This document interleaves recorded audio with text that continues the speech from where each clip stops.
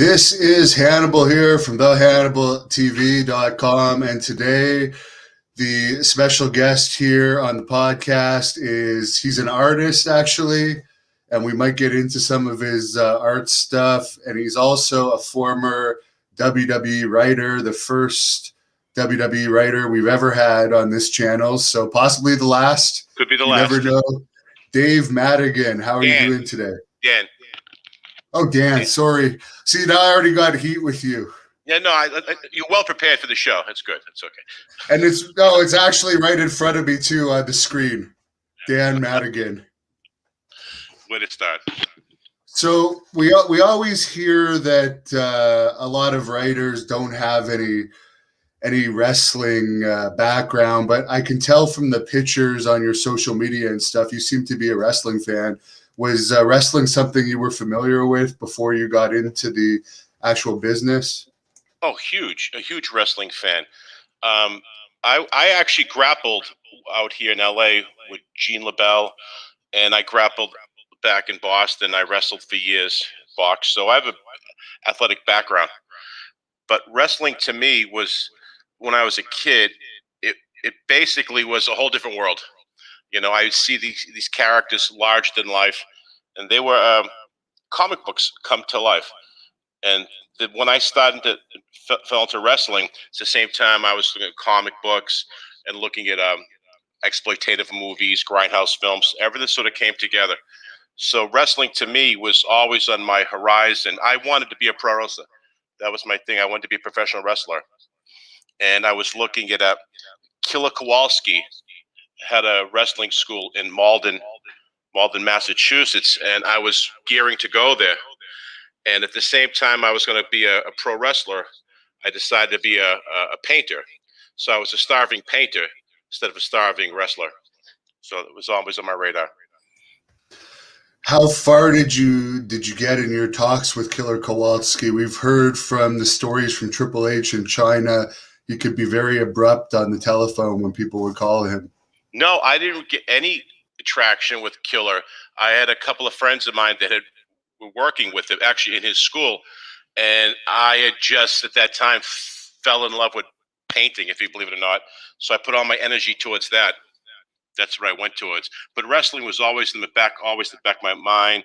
That whole lifestyle, the whole world of suspension of disbelief was big in my I'd say my outlook in storytelling. By the way, Justin B is your cousin. He tells you good luck. Wait, oh, yes. Hi, Justin. Thank you. Now, you talk about Gene Labelle. This channel, we also cover combat sports interviews. He's obviously one of Ronda Rousey's trainers. And I had a wrestler on here the other day, Bill Anderson, who Gene actually got into a lot of films. Could you tell us any stories about Gene? I think Gene is probably the nicest guys I've ever met, with the caveat he's the baddest ass, but he has a big history of film and television, and I'm a big film buff myself, so we would always exchange stories and tales. And he worked with Elvis Presley, he worked with some big names. I'm a big Elvis fan, so we just talked about movies a lot, and the people we knew, different stuntmen in common. And he's the type of guy that he never badmouths people. It's not his thing. He's, when you're the baddest guy in the room, you don't have to prove it. But very funny guy, but very personable, a very dangerous guy. Now, as far as speaking to that, tough guys in wrestling, Gene Labelle, I think he used to be used by Mike Labelle, the LA promoter, to stretch wrestlers that they were having problems with. Do you subscribe to the same thoughts of most people in the business, that Haku was the toughest ever? Well, I never met Haku personally, but from when I talked to a lot of people, a lot of guys that I talked to, and the stories, yeah, he probably hands down probably the toughest guys there. And you're talking about a business with a lot of tough guys, a lot of guys from across the territories, across the countries that are really hard guys, and it's a hard profession. But I've heard stories told to me. Shad Gaspard told me some stories about Haku and different people, and he was the guy you didn't want to mess with. He's the type of guy you want behind you, watching your back, and not in front of you, pissed off. This is a hard life, and some of these guys have to be there in a way to sort of be the speed bump in a way to stop things from going off the rails. As far as you being a wrestling fan growing up, I assume that you may have grown up in the LA area as well. Any no? No, the funny thing is I'm from Boston. So I grew up, when I was coming up, I was in the Northeast. So it was, at my time, it was the WWWF. It was the Northeast territory. And this is before the internet and before really cable TV. So I would watch Vince's product, the WWF, and because it was such a territorial business at the time, I really didn't know that when I was a kid there was other promotions. I didn't know there was an AWA, an NWA. I didn't know there was a different Texas promotions. I didn't know about Gene Labelle out here in LA. It wasn't until I started reading Wrestling Illustrated, the magazine, and I'm reading. I go, who the hell are these guys? Who's Harley Race? Who's Dusty Rhodes? Who's Rick Flick? And it's hard to imagine now today a wrestling fan saying, well, you didn't know who Dusty Rhodes was, or Harley? Well, no, I didn't know, because we had no access to that. So I grew up watching, Superstar Billy Graham was my guy, Chief Jay Strongbow, Don Morocco, Piper, Savage. Those were the guys that I grew up with because that's all I had access to. It wasn't until later on when TBS opened up and they started showing the shows, and I started reading the magazines. And then I think the first social network were wrestling fans, tape traders. We would trade tapes, VHS tapes. I've got, you got WrestleMania, I got Starrcade, we'll trade things. So I think that's that cross-pollination of fandom that opened up way before the internet.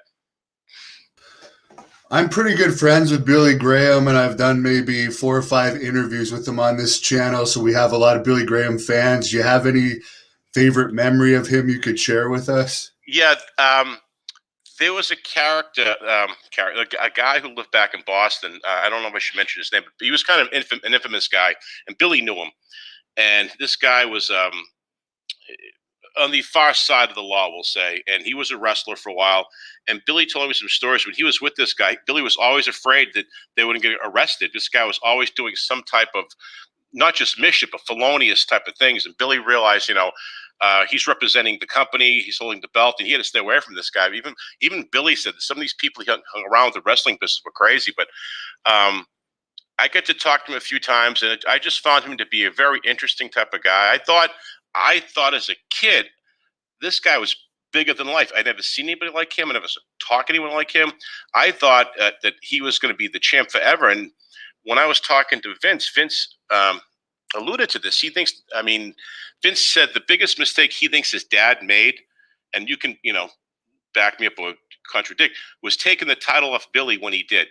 Because Billy had so much heat. Billy was always selling out the guard, and Billy was the guy. And to stop that momentum, I thought was a mistake. And I think Vince realized in hindsight that it was a mistake. I don't think we saw Billy's full potential as a champion. But I'd never seen a character as charismatic like that before. And I think that opened that opened the doorway to a lot of different people. A lot of different wrestlers today owe their livelihood to Billy. Well, he was also the first one to use the name Superstar. And as you say, that was definitely one of Vince Sr.'s mistakes. And unfortunately, I don't think Billy Graham ever really got over that mentally, because to be like at this peak of popularity and then have it ripped away, and he didn't necessarily handle it the best. He went back to digging ditches. Yeah, he did. He went back to, when you're at the top of the world and you're looking down, when you get pulled out like that, and you pulled out for no reason, really, if you think about it. In hindsight, it wasn't really a business sense. It wasn't really a smart sense. And the business, once you get sort of knocked down or taken down or pulled off, it's hard to get the momentum again.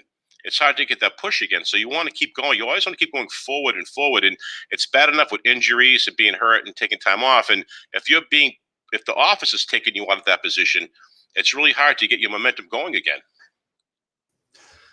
Now, maybe you can address this. Matt R says, oh, sorry, it wasn't Matt R. It was Stevie TV says your Wikipedia says you're 83 years old. Yes, I look exactly. I look good. There's a there's a painting of me getting older and older in the attic. No, there's if it's on the internet, it's not always real. So I'm not 83 years old yet. Yeah, I feel like it. My bones feel like it though. My bones feel like the 83 at times. So how did you go from being an artist to being a writer? Did you go straight into wrestling writing, or what was your experience? No, my experience was I came from Boston out to LA because I'm going to get into the business. And so I came out here. I didn't know anybody in LA. I knew nobody. And I wanted to first get into special effects. I was a big fan of the horror film special effects. I wanted to be another like Rob Bottin, Stan Winston. And so I figured out how would I get into the film business. And I just took the first job I can get, which is bartending out here. And I started coming up with a game plan, and I started writing. And I would think to myself, hey, I want to see a movie that I'd like to see, or I like to direct, or I like to write, and watch something that I want to see. And it became a long process, and I ended up hooking up with an attorney, a big attorney who's now my brother-in-law, and he read my first script, and he really liked it. He says, this is pretty good for a first-time script. So he sent it out, and the different agencies read it, and ICM picked me up, and I was the flavor of the month for like 5 minutes. They sent me out different places, and they sent my scripts as writing samples, and at the time, they sent it to the WWE Films. And I was in contact with them, a couple of the producers down there, and I met with them, and they gave me the, we like the way you write, and you're in our wheelhouse, which I don't know what that meant, what wheelhouse, I don't know where they're going, but they sort of like my style of writing. And at the meantime, I was taking on different writing jobs. And then I was brought down by, long quick story, I was pitching a horror film, a horror franchise. And I came up with a really, really good pitch. I thought was a good pitch. I pitched to this woman who a year earlier was, bringing me, water and coffee. And now I'm pitching movies to her. And I had this really it wasn't an elaborate pitch, but it was a very strong horror story. And at the end, she says, I thought the killer was somebody else. I said, well, that's the idea. You're supposed to think until the last scene the killer is somebody else. It's misdirect. She goes, oh, I don't know if the audience is going to get that. I go, well, if they're not morons, they'll get it. So, I walked out of that meeting thinking, here's another job I'm not going to get. And as I walked to my car, my manager at the time calls me and says, hey, the WWE Films, they want you to go down and pitch an idea for a horror movie. I said, oh, that's great. Do I have a couple of weeks, at least a couple of weeks to come up with an idea, formulate an idea? I can come up with something. And he goes, no, they want you to come down tomorrow. Tomorrow? He goes, yeah, you're good under pressure. You'll come up with something. So I said, all right. So I think any writer in this business always has a horror script in the back of their head, or has a zombie script, vampire script, any type of action script. You're always working on something. You have to be.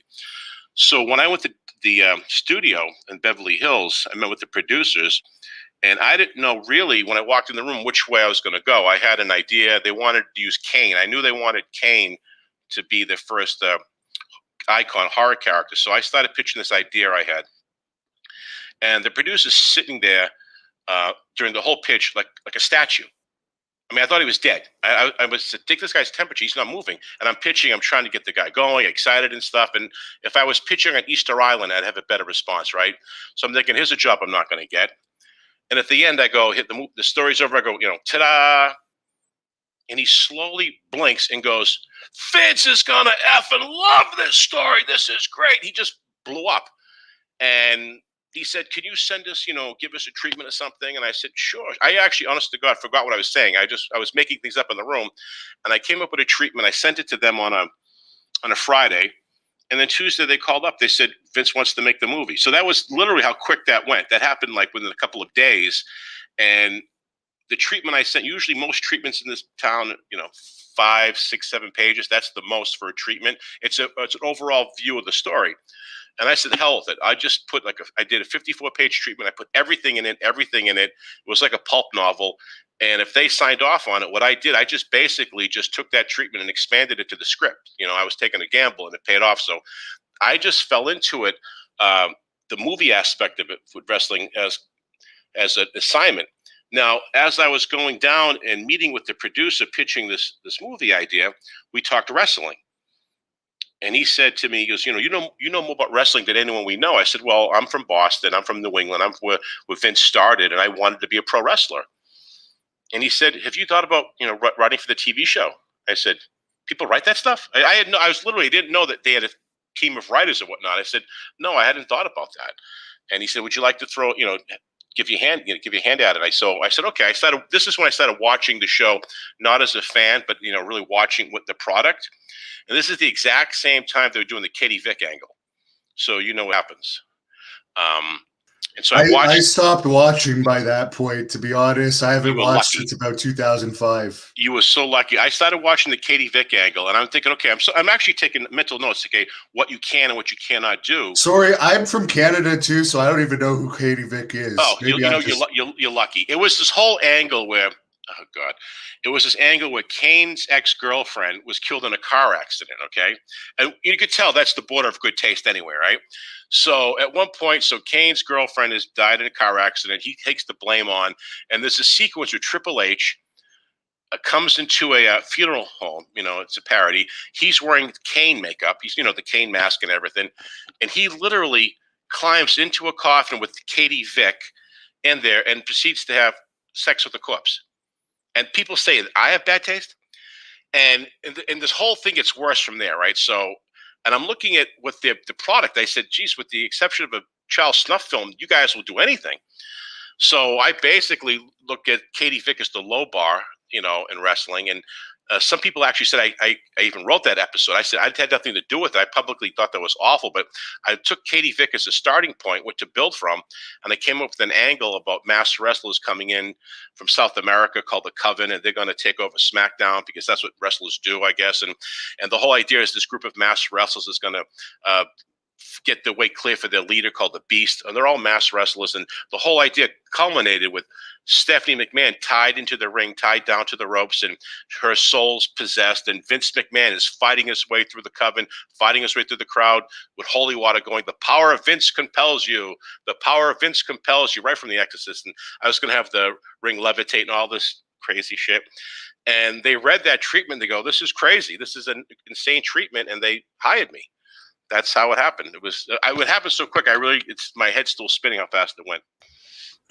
So were you still doing the movie division as well when you were hired to work for the television show? Yeah, when I get hired, the funny thing is, Vince hired me to write the movie. It was his decision that I write their first film, and Stephanie hired me to write for SmackDown.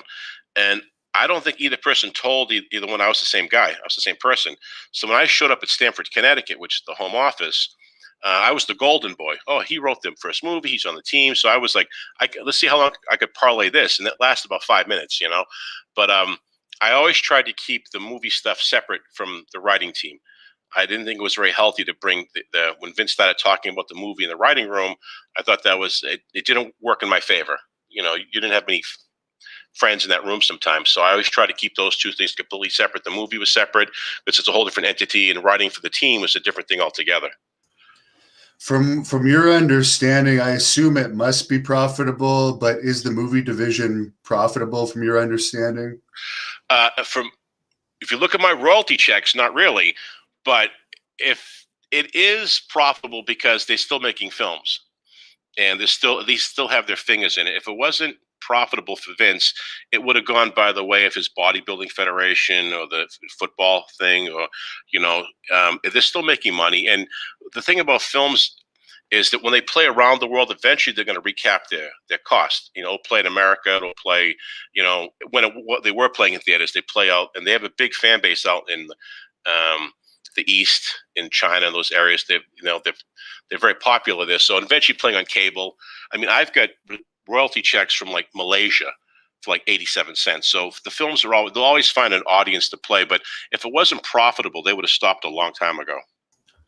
So you mentioned that Vince, I guess, is fairly hands-on on the movie division. How does he find the time for all of this?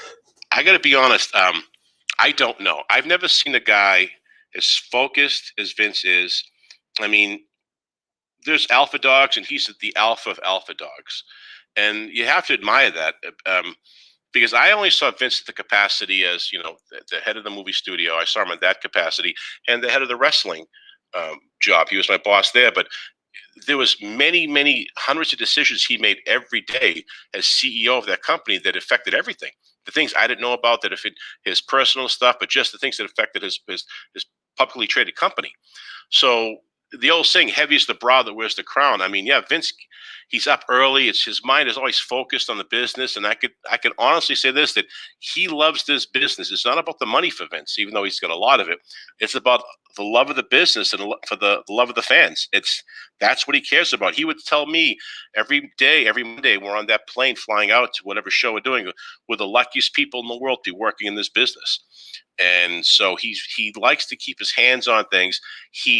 I think with the movie business, I can honestly say that he was an outsider in Hollywood, and so he had people working for him that he trusted. I think at one point he shouldn't have trusted, because I was hearing things back and forth, and you're coming to a different world altogether, so you think you're hiring the best people. In hindsight, there are things that happened that shouldn't have happened, but you learn from experience. It's just the way it is. I mean, you can't trust everybody, and not everybody's going to do the best job anyway. It's not your money. So, they're not going to do the best job sometimes. That is 100% true. Now, I guess you worked fairly closely with him then. You mentioned that you would travel to the shows with him. How closely exactly did you work with him? Oh, we would travel on this plane. I remember the first time the writers team, we all went in limo. We were from Stamford, Connecticut. We would drive up to, I think, White Plains, New York, with a private airfield. And we pulled up, and this is big black plane. And this is the WWF, and this big lettering, white lettering. And I called it the SS Purgatory. And it sort of stuck. And Michael Cole was with me, and he laughs. He goes, "You have no idea."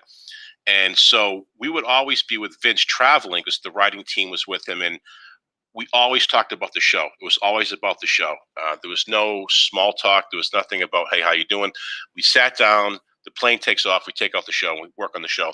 Now, we worked on the show on Sunday. We worked on the show on Saturday. Friday, we did meetings, worked on the show. So the show was constantly being worked on. This is both Raw and SmackDown. So I was with Vince practically, 4 or 5 times a week, traveling with him, being in meetings with him. So I thought I get to know the guy fairly well, to the extent I could.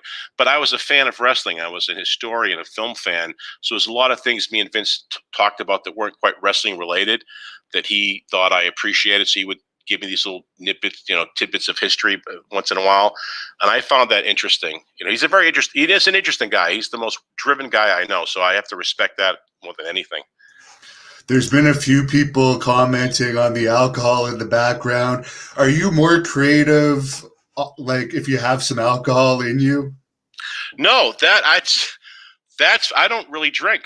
The alcohol in the background, that's basically something I found that wooden piece outside my friend's house. I cleaned it up. I got a buffer. I cleaned it. My wife entertains sometimes, so we have that right there. But my thing, I'm a cigar guy. That's my thing. I can go for a long time without a drink, doesn't matter. But I every time I write, I'll sit down outside, light a cigar up, and I'm happy. So for those that don't know, including me, other than I guess I have interviewed Vince Russo, but that was a different writer situation. I think It was only Vince Russo, and maybe Patterson and a few others. In your time working for Vince, what's a typical week for you? Do you get a day off, or is it 24/7? No, when Stephanie came out to meet me, she came out to LA, and we met at this hotel, Beverly Hills, and she basically said, quote, "This is the hardest job in show business. There's no days off, no holidays. You basically 7 days a week. You're at Vince's beckoning call. You're gonna work. It's long hours." And I said, "I'll do it." I don't know what possessed me to say that. I said, "I'll do it." And I remember my brain saying, What are you doing? What are you doing?" And I said, "I'll take it." And I wanted to see, every writer wants to see how far they can be pushed. What can they do? Can they work under pressure? And I thought it was an interesting challenge.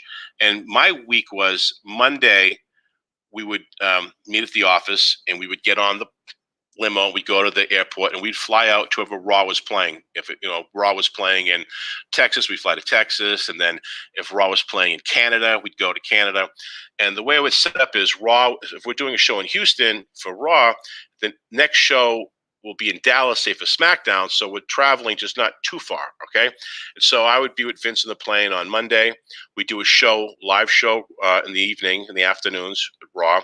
We'd all get together on the plane again, fly out. We'd go to the next city. We would do SmackDown, which was taped. And then we'd fly out again. And we'd go back to Stamford, Connecticut, which was the home office. And Wednesday, which is supposed to be a day off, you're back in the office working. Then Thursday we had meetings. We'd have a group meeting, all the writers. Then we'd break off. Raw would stay with Vince. SmackDown would work usually in a hallway. And then Friday, another big meeting, and it would be SmackDown meeting with Vince. Raw would go off. Then Saturday we'd have conference calls, which went on forever and ever. Sunday, sometimes too, there'd be some conference call, something you forgot, and we'd be back working in the office on Sunday. So basically, it was all the time. And if Vince, there was one time where we were going to fly into Canada, we were scheduled to leave Sunday morning. And I just got back to I was renting a room at my friend's house, and I get back to my room, I just flopped on the bed, and the phone rings and says, "We're going to Canada now." I go, "What about tomorrow?"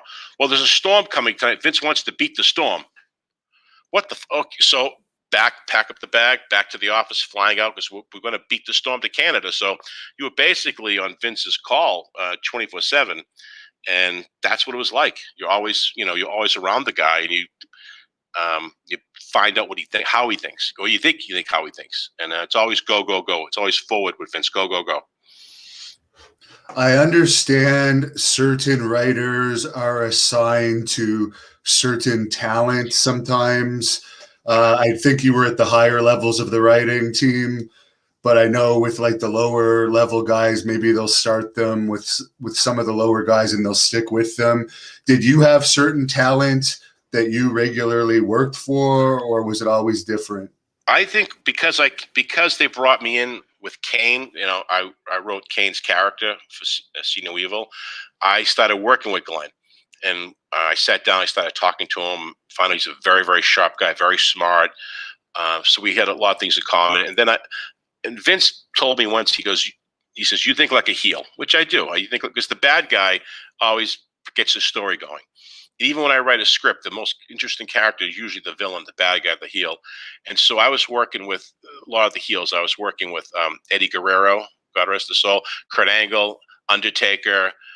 Those are the guys who JBL, who I always found an affinity towards, that negative side, the negative personality, that heel side, the villain. I think they're the ones that get the stories going. So I worked with all those guys and stuff, but I also had a lot of fun working, a lot of fun with the Basham brothers, the FBI, Newton CO, it used to be Little Guido. I had a lot of fun working with those guys too, because sometimes the spotlight wasn't on you as much. You can have a lot of fun. But when it comes to the day of the show, when Raw was being filmed, everyone's on. There's no, at that point, if I'm on the SmackDown squad, I'm still working for Raw. I'm writing for Raw. I'm filming for Raw. Same thing. It's all hands on deck. I worked Eddie Guerrero. I did a lot of stuff with him on the sly. He would call me up and we'd do things. We talk a lot. He was one of the nicest guys ever. And I was doing a thing with JBL, where JBL was him and Eddie were having a program, and we were down in El Paso. We were in I think Eddie's hometown, and JBL, we're in the locker room, and JBL's cutting this promo and denigrating the Guerrero's history. JBL saying, like, when people came to America in the day where they would come through Ellis Island, they'd see the Statue of Liberty, and they would come to America legally, and America would embrace them. But not the Guerreros. No. The Guerreros would sneak in on donkeys late at night, cross the Rio Grande, and he was just denigrating the Guerreros. And standing off to the side is Eddie Guerrero, Chavo Guerrero, and Chavo Jr. watching JBL just tear their family lineage apart. And after it was done, Eddie comes up to me, like almost with tears, going, "That was great, man. That was fantastic." Hugging me. "I want you to write for me. This is great stuff." So he understood what the business was about, and he was just a really great guy. And so I kept in contact with him after I left, after my tenure. Now, I'll ask some of the fan questions. You have quite a few already. I don't know what the extent of you working with Kamala is. I liked him a lot. I've met him a bunch of times. I actually defeated him, for anyone who doesn't know, back when he was still alive. But Donnie wants to know, what was Kamala like outside of the ring? Maybe you could tell us what that picture's from. We were doing it was a Raw. Ali met Kamala that night. It was a guest appearance where one of the divas walks into a room, in a back room, and Kamala's there, banging his belly. And that was but I had to meet him. I had to, because he was one of the guys growing up with that I loved. So I wish he would stayed more. I wish I wanted to work with him. But Kamala was the type of character that I fell in love with. It was Kamala, Abdullah the Butcher, King Kong Bundy, the One Man Gang, George the Animal Steel, Bam Bam Bigelow. And these were the guys that I said to Vince, back in the 70s and 80s, there was more of a physical disparaging between the characters. They weren't all big guys oiled up from Gold's Gym. There were different guys. There was a look. There was a different look for every guy, and they stood out. And Kamala, to me, stood out more than anything. So just to see him back there, I go, I got to get a picture of Kamala. This is the guy I got to get a picture with. And I wanted to work more with him. I found him very interesting, very personable, nice guy. Unfortunately, years afterwards, his health issues started to get worse and worse. Yeah, unfortunately, it was a long end to him and a lot of health issues. Matt R wants to know if there's any wrestlers that were nice in general, but a headache to write for. I've heard this about a few people. I didn't really. Here's the honest truth. I had no problem with people because I don't know. It's because maybe I came in as the writer of the movie, or I came in a different level. I don't. But I had no problem. Again, when I worked with Undertaker, was, hey, how you doing, Taker? What's going on? Okay, this is this. And guys like Undertaker, you don't have to write a lot of stuff. He doesn't need a lot of dialogue. He's not doing a soliloquy. It's 3 or 4 lines. He gets it. Working with Glenn Kane was fantastic because he got it all. Kurt Angle's another one, Eddie. So I think they realized that they're receptive to the fact you're helping them with their career, you're helping them with their character. So I had fun talking to Jericho. We always had the same love for certain horror movies, so we connected on that level as well. But as a writer, I always said to myself, there is a well-established wrestler here. I'm not going to put words into his mouth that are not true to him. I mean, he knows better than himself, his character, what he's going to do. I'm not going to tell Ric Flair what he should say. Maybe we'll discuss, maybe we see the situation going this way, but Ric Flair is going to be Ric Flair. Roddy Piper is going to be Roddy Piper. If you think as a writer you're going to put words into their mouth, that's a mistake. The idea is to let them go. Talk about the scenario. It's like a director talking to an actor. Here's where the scene going. I want to improvise the scene. I brought you on because you've got these talents as an actor. Go with them. And I think the wrestlers at this point, they've established themselves, and let them do what they do well. Don't try to. I think sometimes you overwrite things. You look at too many. There's too many I's dotted, too many T's crossed. Sometimes here's what we want to do, and go with it. Things could be overproduced to the point where it has no spontaneity and it dies. So you've got to find that fine line. Where do you start and where do you let them take off? Gio wants to know if you got to work or interact with Chris Benoit. Yeah, I did. I did work with Chris Benoit. I watched one of his matches once. We were cutting some promos together afterwards, and I turned to Paul Heyman and I said, geez, Paul, he's effing amazing. He's an amazing wrestler. And Paul says, don't tell me, tell him. So I said to Chris, this is we're working on the promo. I said, not for nothing, Chris, but I got to tell you, watching you work is something else. But you're a phenomenal wrestler. And he looked at me. I swear to God, he looked at me in the eye and he goes, "You really think so?" And he wasn't being facetious. I don't think he knew how good he was. And I was like, taken back. Oh, Chris, I mean, yeah, do I have to explain you're the best technical wrestler out there? And we talked. We were friendly. And I remember when he won the title at WrestleMania, and Eddie was there backstage, and everyone's hugging. And Chris brought his son. I remember in the locker room, he was holding his son, how proud he was. Daniel was holding his boy and stuff. And I'm thinking to myself, this guy really loves his kid. He really loves his family. And then cut to, I think, a couple of years later, I get the phone call. And it's like, if you gave me a list of people, 100 people on a list that they would do what he did, he's not on the list. I wouldn't even think about that. So I worked with Chris Benoit. I think the Chris Benoit I knew was no longer there mentally. I think whatever foundations of reason he had crumbled a long time ago before he did what he did. So, yeah, it was a awful thing altogether. So I worked with Chris, but the Chris I knew, I don't think it was the Chris towards the end. That the day when I guess they did the Monday Night Raw tribute to him, I'm going to assume you were working for the company then. What was it like in the writers' room? No, here's the thing. I kind of just left not too long before that, but I'm watching everything come together, and I was good friends with Ed Kowalski. Ed's another writer. Ed, really good writer, a friend of mine, and he took over head writing positions after I left. And usually I would call Ed, and I'd leave a message, and he would call me like after the show or on the limo ride to the airport. We would fill in, and I found out about the Benoit thing, and I said I called Ed to leave a message, and he picked up. He never picks up, and he goes, "Yeah, Dan, it's bad. It's just really bad here." I go, "What's going on?" He goes, "We don't know." At that time, they didn't really know what was going on.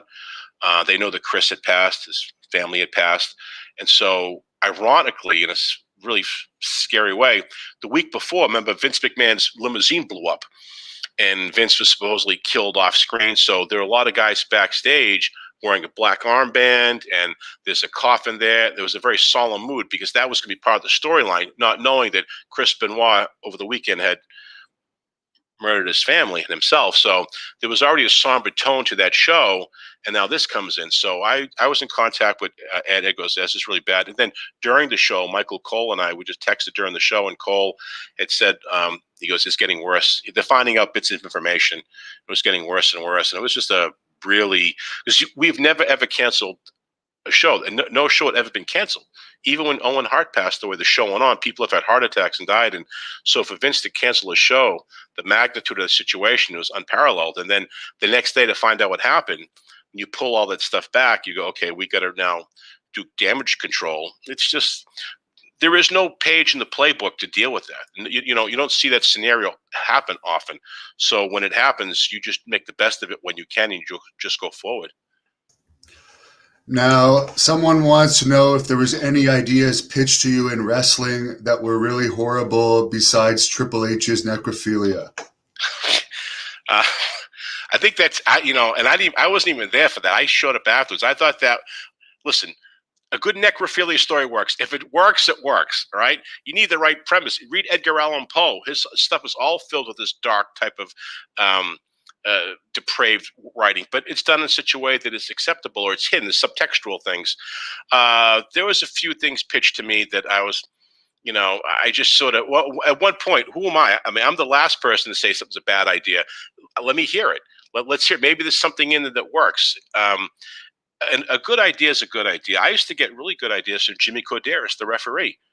We would talk for the show. He'd say, "Hey," I'd pitch idea. That's a good idea. And then, ironically, I would bring up Jimmy's idea into the writing room, with the other writers from the shows, and they'd hear the idea and they're sort of interested. And I go, "That was, Jimmy Corderas' idea," and all of a sudden, it wasn't good anymore. And I said, "Listen, he's the ref. He's in the ring every night. He sees the crowd every night. He knows what the crowd's feeling. I would take his ideas over anyone else's." But if an idea comes from a writer or an outside person, if the longest the idea works, if there's a kernel of something that can go, listen to it. Let's hear it. That's how Paul Heyman looked to me. I would have these crazy ideas, and Paul would hear them out, and he'd wait till I finish. He goes, "Okay, that's crazy. Here's what works. This doesn't work." So it's a learning experience. I mean, I pitched ideas that, as you know, became kind of infamous. I'm trying to get away from, but this is pro wrestling.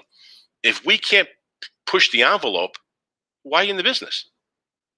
Wrestling is just an extension of reality, and we are the ultimate storytelling element. You've got the ultimate good guy, you've got the ultimate bad guy. So the idea is to push things to the extreme. If you go too far, then you pull back. So I never heard any stories that were worse than a necrophilia act. So everything from that, everything's A+ compared to that. Now, I noticed this too, the Texas Chainsaw Massacre poster in the background. Flamethrower also says he loves it, and he's wearing a Leatherface suit right now. Okay.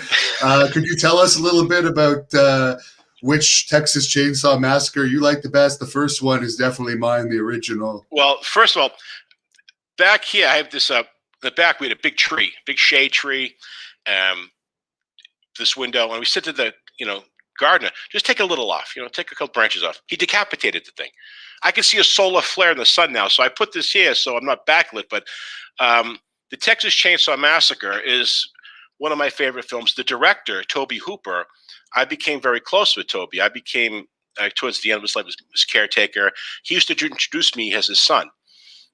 So I became very close to Tobe. And when I was putting together my dream list for See No Evil, I was talking to Tobe all the time about it. And he read the original script, the script that they went on, not the script they filmed. He wanted to direct it. He loved it. The character I created at the time, the Jacob Goodnight, who was called Lester Goodnight, he says, Tobe was from Texas. Dan, God damn it, Dan, you created the Leatherface of your generation, because he was nothing like what the final product was. So Tobe was all excited. I would talk to him a lot about it, and we were trying to do something together. But his first film, this first Texas Chainsaw, is horrifying. It's unrelenting. It doesn't stop. It's also there's a sense of black humor. If you watch the film, there's a real black humor underneath it, and the film is unrelenting. It's the real essence of dread. And what Tobe does in this film is he implies things. You think you're seeing something. You think you're watching something. It's not. He implies things through sound, through edits. Everyone says, yeah, he Leatherface picks up the girl. He throws her on the spike, the hook, and then you see the blood come. There's no blood. It was never filmed. Everything's bits and pieces. Everything's implied. He lets you use your imagination. Because Tobe called the MMPA. He said, how would I film a young girl being put on a spike or a hook? And they said, you can't. They hung up on him. So he did everything around it. So this film is legendary. This film is great. The second film, Texas Chainsaw 2, that Tobe directed, is great also, but it's done more as a humorous film. Going forward, Tobe knew he couldn't repeat the success or the momentum or the intensity of this film. So the second film is more laid back, more tongue-in-cheek, and the ride's going to be just as intense, but not as horrific.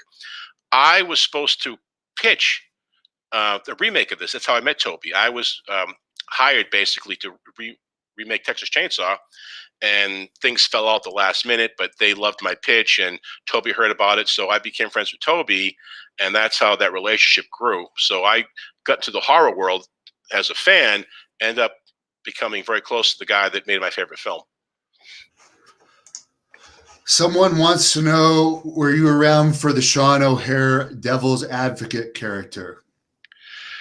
Yeah, I was there when Shawn got cut, so I don't know the exact same time. But the thing about that was we were in Detroit, and we were in a writers' meeting, and there was an agents meeting, and all the wrestlers, the agents were there, and the writing team was sitting in the back. And Shawn, I think, was hanging around Roddy Piper or something, and someone put a bug in Vince's ear. I guess Shawn OHara was late with something, and someone made another comment on Shawn, and the person next to me said, watch this, he'll be fired. And everyone started chiming in about Shawn OHara. And the next thing you know, 30 seconds later, Vince goes, give him his 90 days. And the guy called. He says, yeah, they're going to get rid of him. I thought he was a real talent. Oh, there was real potentiality there. And like most guys, when you get to that level, they see something in you, a sense of potentiality that you can go farther. But sometimes when you get to that point, you flounder. And a lot of guys, sometimes there's not enough storylines to go around, or people aren't paying attention to them because they're focusing too much on certain people. And I think that a lot of people get lost. They're right at that higher echelon, and they sort of fall to the wayside. And no fault of their own sometimes. Sometimes there's not that much attention put onto the right people at the right time, if that makes sense. I thought he was an interesting guy. I thought you could have really done things with him. It's a shame that another guy that passed away very young. Matt wants to know, were you around when Freddie Prinze Jr. was working for WWE? No, Freddie came right after me. I think Freddie took my job to some extent. I think he came right after I did. That was in the mid-2000s, I guess. It was interesting that the guy of that level, who was a noted film actor, would take a gig like that. He must have been a real fan. But, after a while, sometimes you do cross paths with people sometimes backstage, other events and stuff. But I'd never met him out in the wrestling world. Now, speaking of that, where you say you're surprised a noted film actor like that did it, I wonder if what the pay is like for writers. Is it lower for WWE writers than it would be for like a movie writer? Well, Or everything's different. It depends on when they paid me just enough, the WWE, to put up with the aggravation. You know what I mean? They gave you just enough. Okay, it's aggravation, it's bullshit. But when you look at that paycheck, okay, it's worth it at that point. And Hollywood is a whole different ballgame. Um, there are writers who toil for years and years who don't make a dime, who don't make it. Other guys will come in, make one or two scripts and get hit big time. So it always fluctuates, and you're only as good as your last story. I mean, it doesn't matter who you are. You're only as good as your last hit. And out here too, you really don't have any allies in this business. You've got collaborators and accomplices, but there's really no advocate. You've got to be your own advocate out here. So, you can have a lawyer, you can have an attorney, you can have a manager, you can have an agent. The best thing to have is an attorney, because at one point I had an agent, a manager, and I was paying them, and I was getting all the work myself. Every script I've written, every movie I've worked on, I've got myself. So you've got to really push it out here to be your own advocate and stuff. So there are writers I know, they're always getting big, six-figure deals, and guys who are just barely paying their rent over the years. And most guys, if you make any money, you sort of fall to the latter part of that. You're always hoping for that one big gig that's going to put you over the hump. But it doesn't. By the way, I have a lot of friends that have gone over that hump, and that money stopped coming. So you got to be wise with when you get it. You got to be wise with it. Gary says your book Mondo Lucha Go-Go is one of the best Lucha Libre books out there. You're a great writer. Could you tell us about this book? Yeah, when I was working for Vince, I had a friend of mine who was a book agent, and he calls me up. He was working for HarperCollins, an imprint in HarperCollins, and the people there, they wanted to do a Lucha Libre book, and no one really knew what Lucha Libre was. I mean, they had an idea, it was Mexican wrestling. And they said, would you like to write this book on Lucha Libre? And I said, would you like to pay me? I mean, sure, I'll write a menu. You pay me, I'll write a menu. I'm a mercenary. And so I was working with the Guerreros, and at the time I was working there, Vince thought there'd be a conflict of interest if I worked on the book. So I said, okay, I'm not going to piss him off, right? It was more that Stephanie thought there'd be a conflict of interest. So I would talk to Eddie and Chavo on my own and collect and get these ideas. And then when I left the company, I started formulating the book.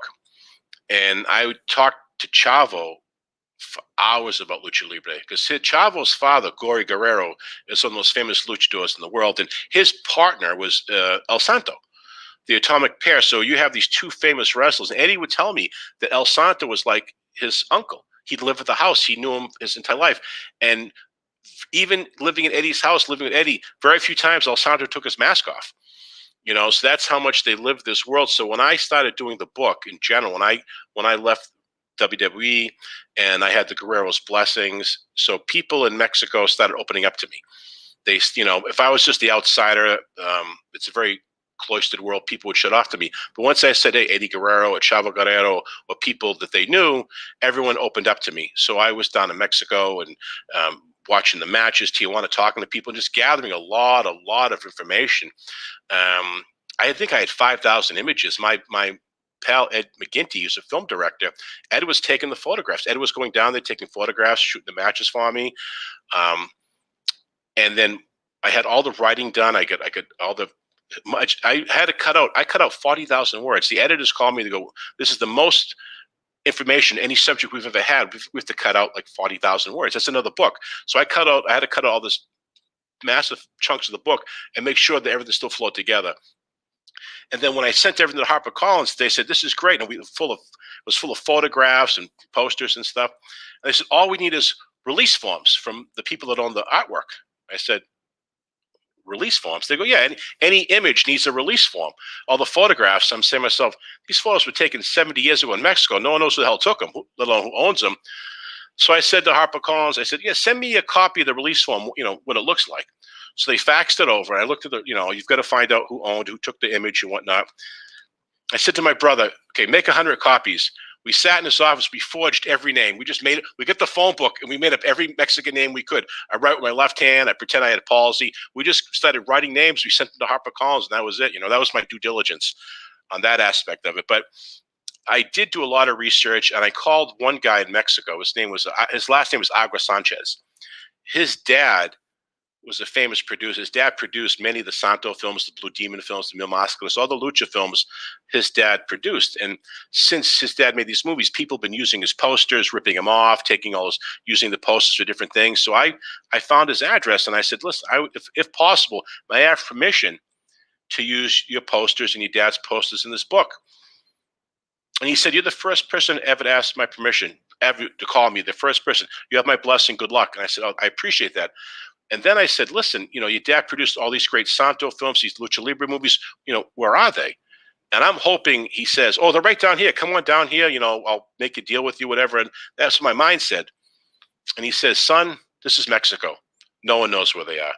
So all these movies that were made, no one knows who has the rights to them, where they are and stuff. So the book, the Lucha Libre book, Mondo Lucha Gogo, was a really fun book to put together. And I was working with Eddie back and forth, corresponding when he passed away, so I dedicated the book to him. But it really opened a lot of doors for me too. In fact, my business partner now, my company Lucha Taco, that all came about because he saw the book on the front page of the LA Times. So you never know what you're going to do and what's going to happen and how it's going to lead someplace else. But the book led to a couple of documentaries I wrote, led to other writing gigs. So it was a nice accomplishment because I had the Guerrero's blessing when going forward with it. Now, I have heard of Lucha Otaku, but could you elaborate on what it is for the fans that may not have heard of it? Okay, Lucha Taco is the company that I and my partners created. It means fight geek.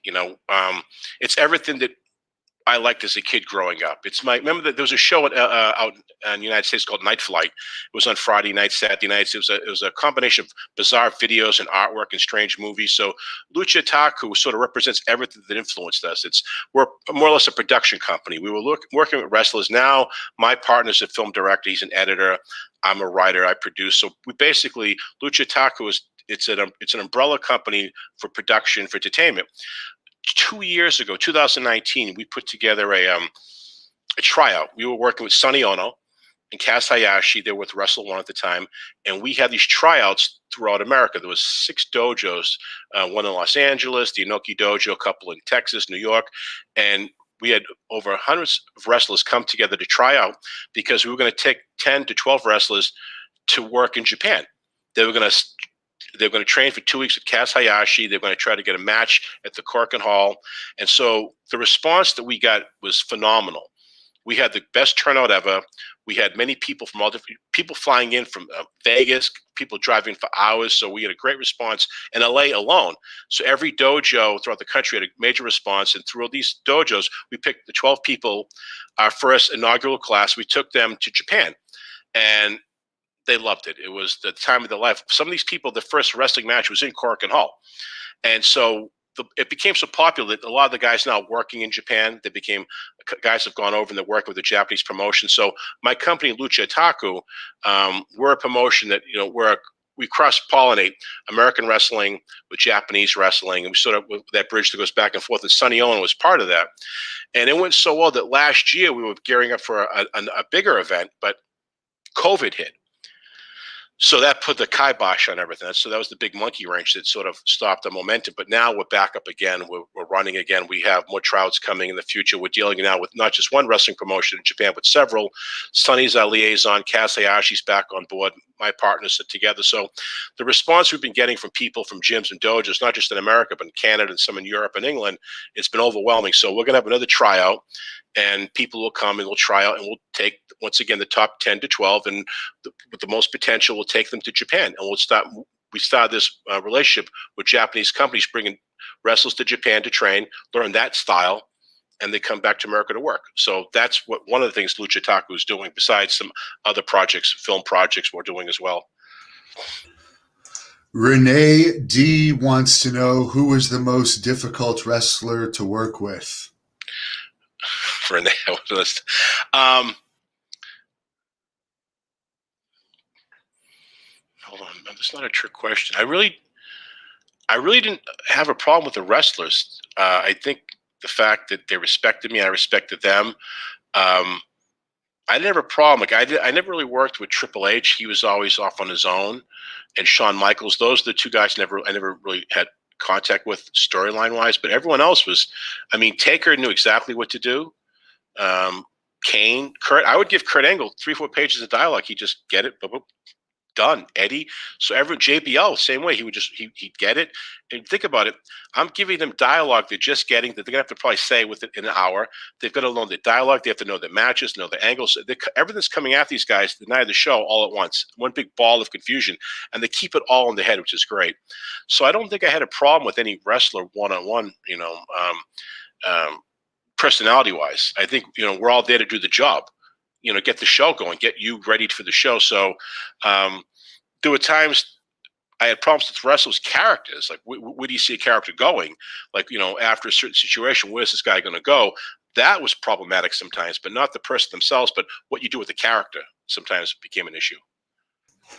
John Stewart wants to know if there's any storylines you came up with that you thought were great ideas, but for whatever reason they didn't use them. Well, every writer is going to say every storyline is a great idea. So that's right off everyone's going to talk about.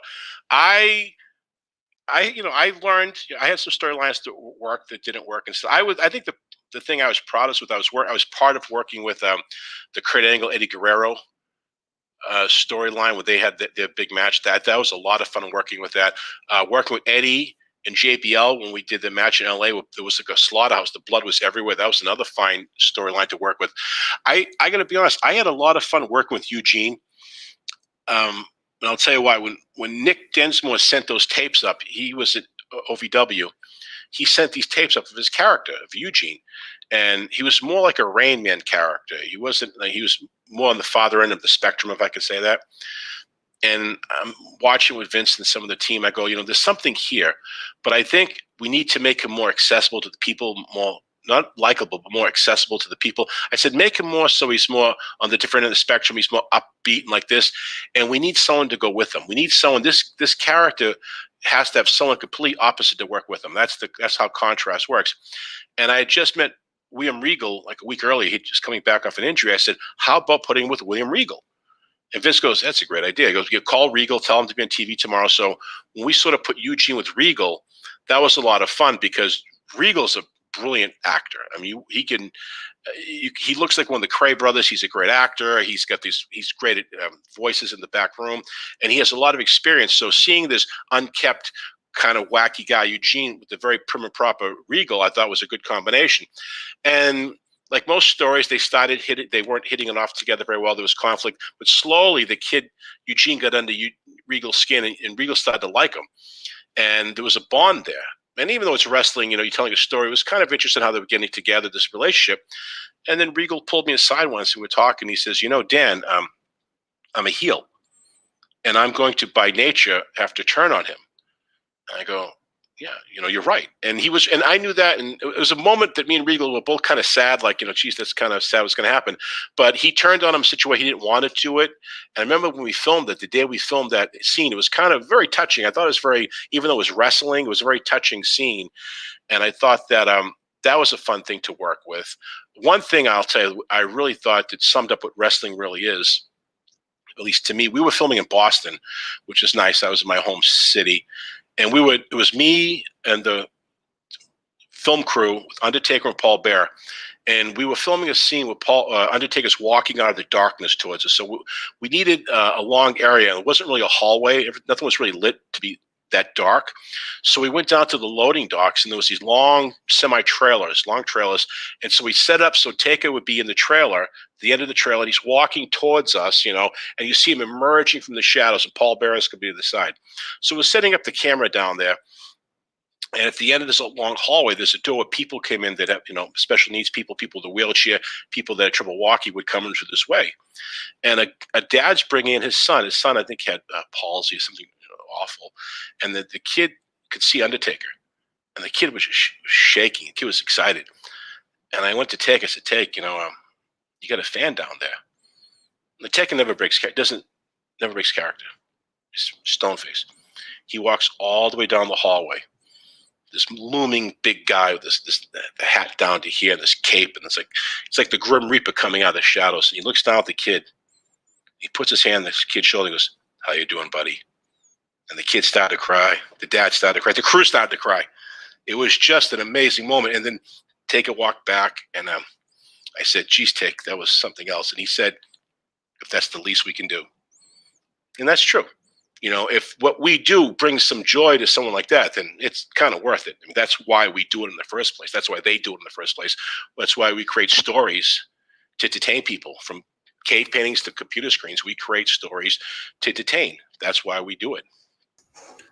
Rec 46 wants to know if you have any JBL bullying stories.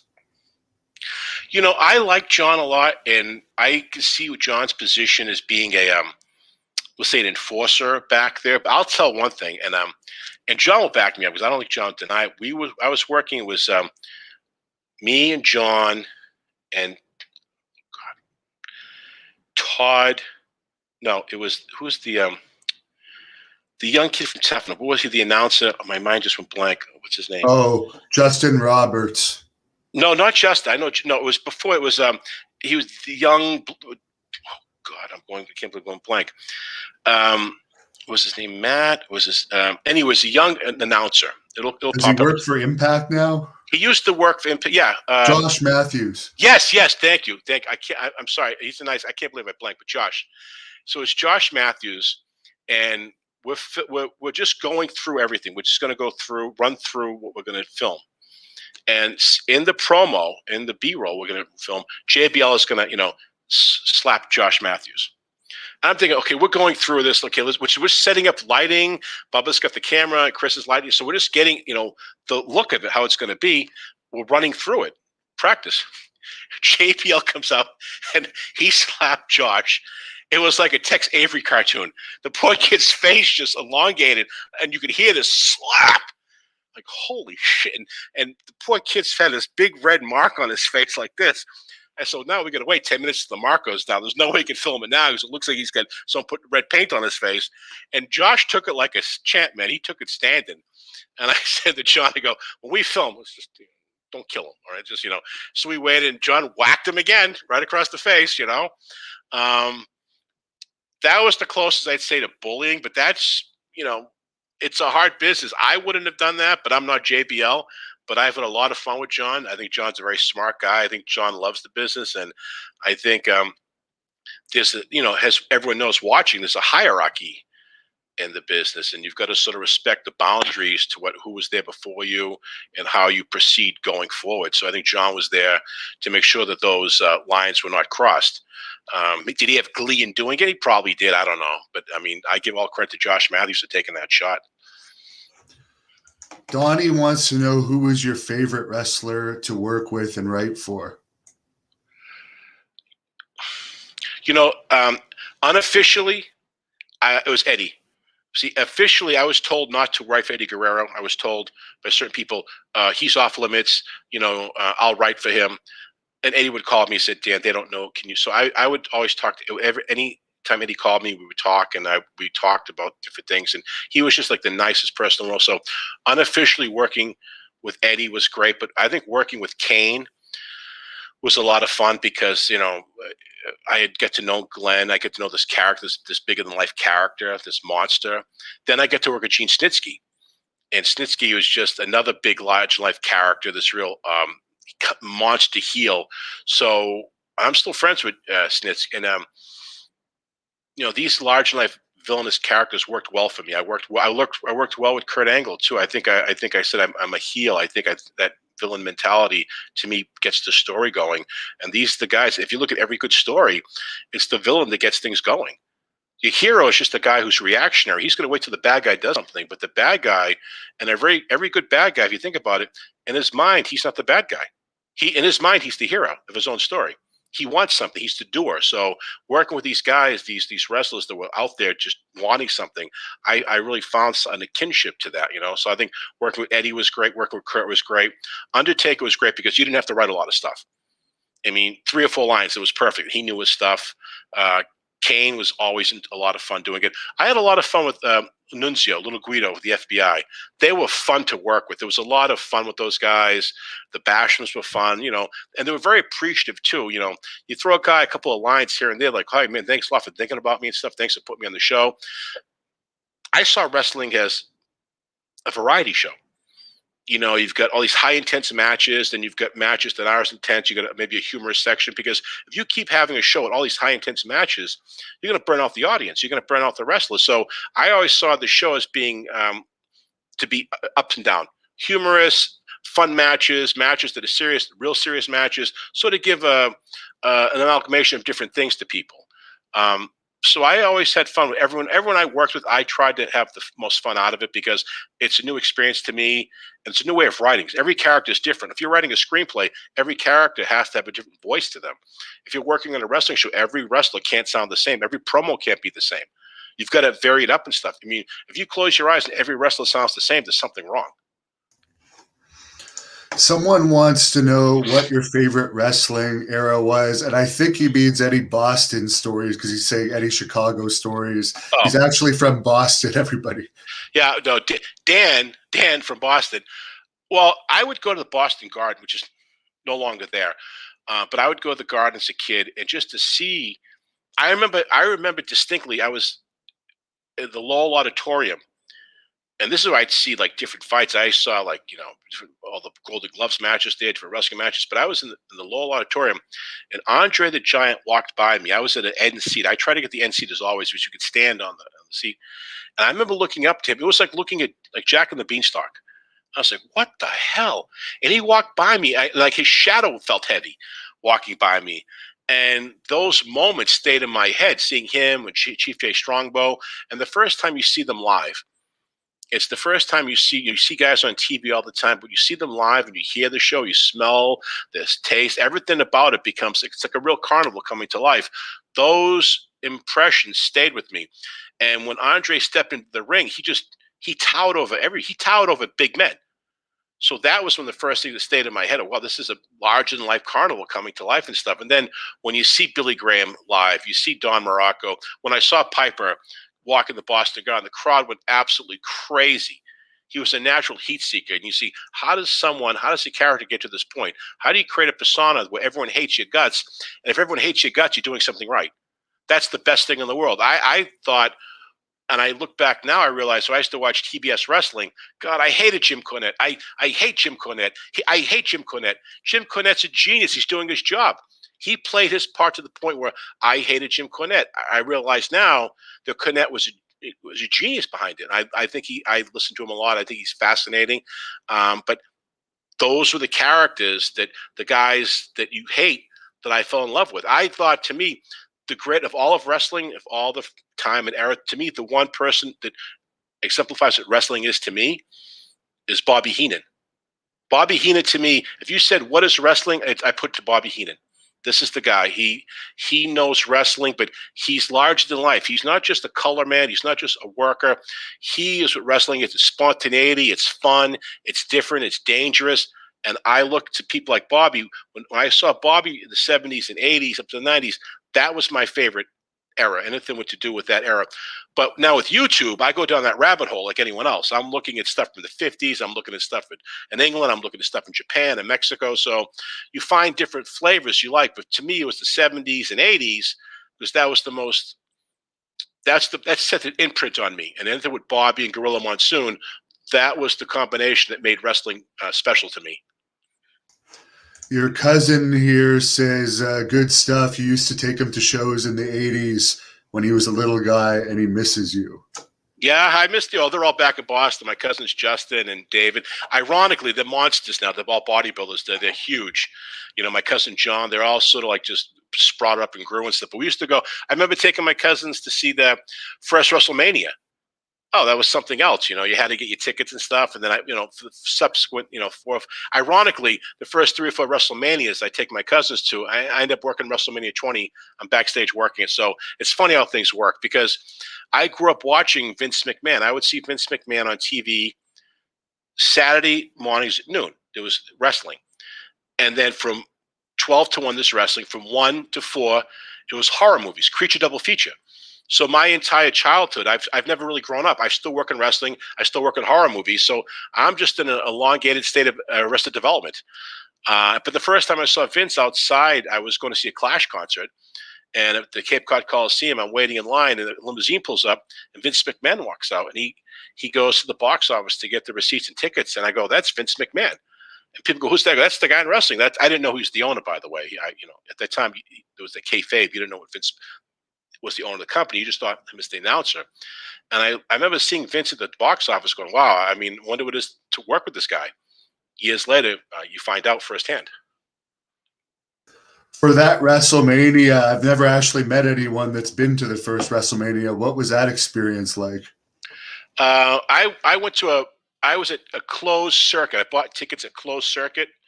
I didn't go. I wish I was at the first WrestleMania. So I was at the. We would buy closed circuit. It's like all the big fights before this pay-per-view. You buy the tickets for the fights. And when I saw Hagler Hearns, we went to the Lowell Auditorium. Same place WrestleMania.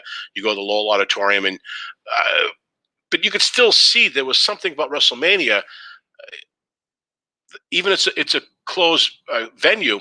There was a buzz. People, everyone's sort of united. Everyone's sort of like, yeah, WrestleMania. And everyone's, now you share the same common language. There's a commonality with people and stuff. And you realize, wait a second, this is a business. This is a sport that unites people. Because you can go to most people a certain age, 30s or 40s or 50s, 60s, and you could ask them about one or two wrestling stories. Most guys will have a wrestling story. Most guys will say, I remember this guy, I remember that guy. And it was a pivotal part of growing up for some people, wrestling. I got into wrestling when I got into punk music, when I got into comic books, painting.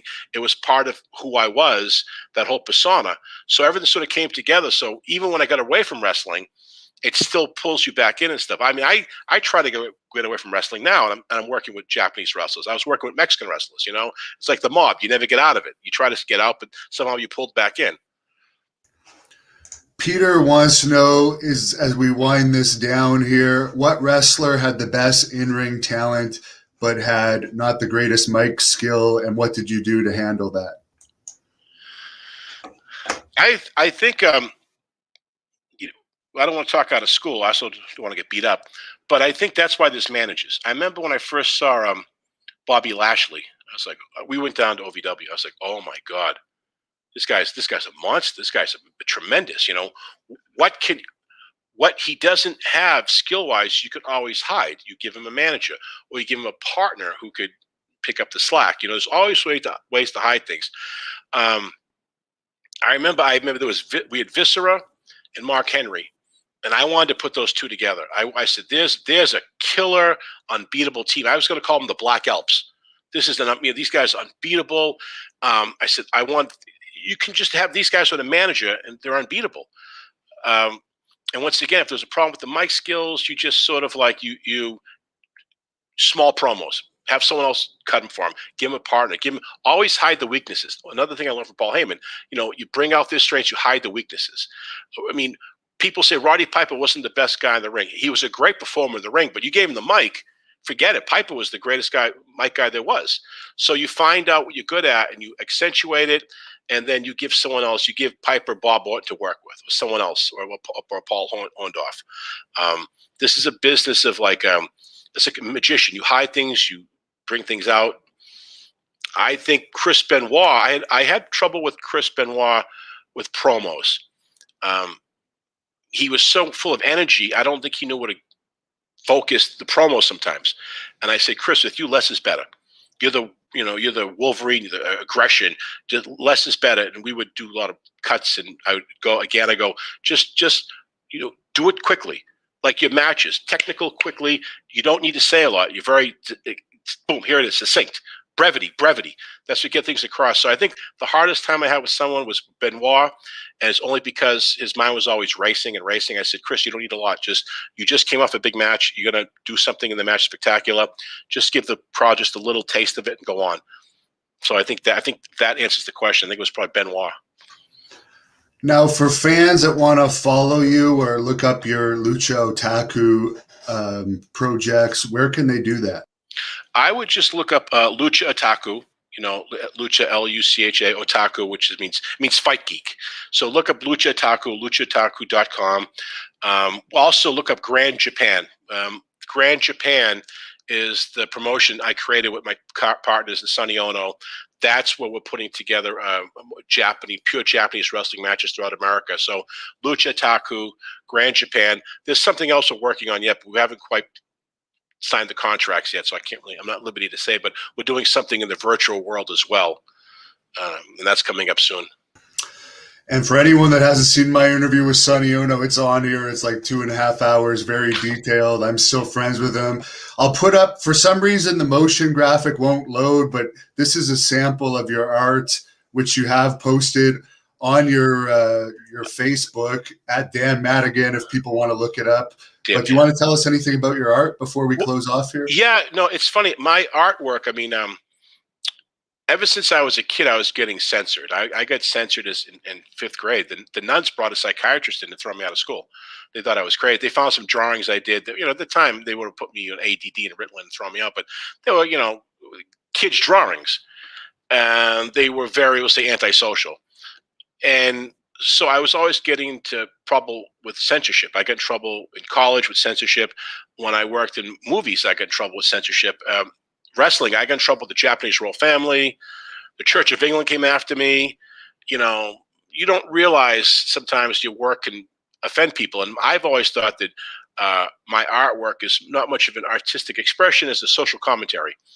So I worked for Disney Animation for a while, and they asked my department to do an art show. They asked every department to do an art show. And I submitted some of my collage work, some of my artwork and stuff. And there was like 100 people that loved it. People loved the work, and one person complained.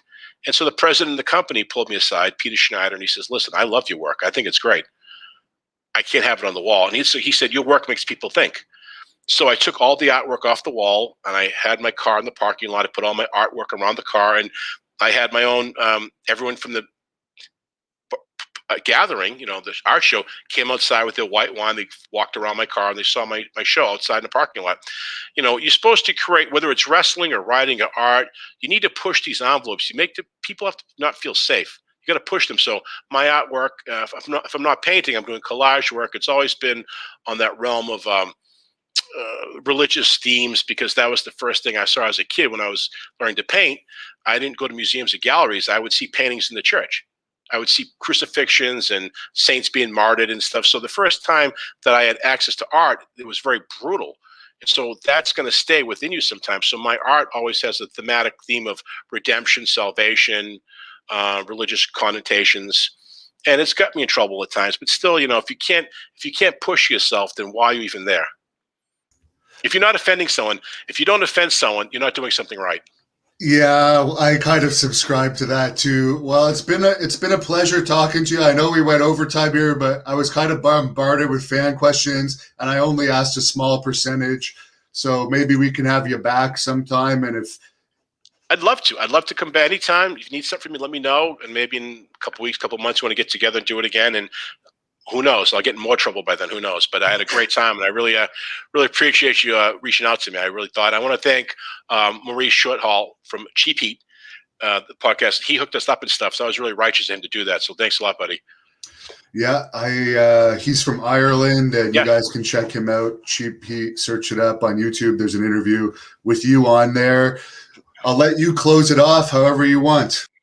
I just want to say that whatever endeavor you do artistically, like I just mentioned, whether it's wrestling or storytelling, writing, you've got to start not worrying about what people think about you, because they're going to think bad stuff about you either way. It's going to be about the work. And I can honestly say that I can walk out of a room, I can have 100 people hate my guts, but you know what? You got to respect the work. Whether it's artwork, writing, book, novel, you've got to put it into the work. And that's the card you leave behind. So whether it says be true to yourself, be true to the work. If you can't push yourself to the point of break, then don't be there. Then, that's my last thing. I get fired from different jobs because I pushed it, but at least I know where to go now. Thank you for watching the Hannibal TV. Please